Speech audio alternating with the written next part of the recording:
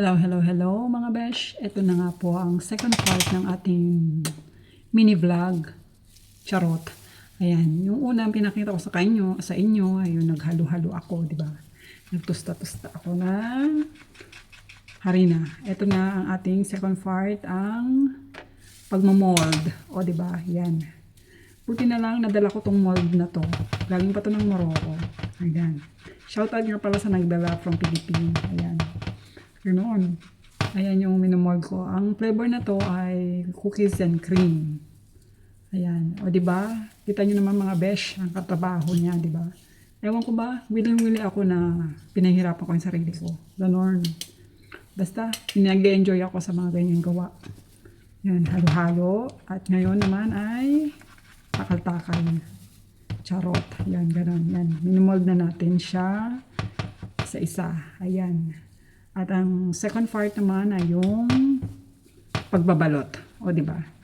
Ganun. Matrabaho talaga siya mga besh. Pero yun nga, sabi ko nga sa inyo, nag-enjoy ang inyo yaya.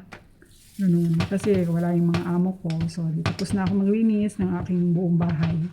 So, ngayon naman, ito naman naisipan kong gumawa.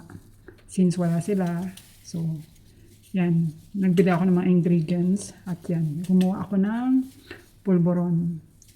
At syempre, may mga katsikahan ako dito sa vicinity ng aking nasasakupan. Ayun. Alok-alok tayo. At syempre, at the same time, kain-kain din tayo, di ba? Ganun yun. Kailangan.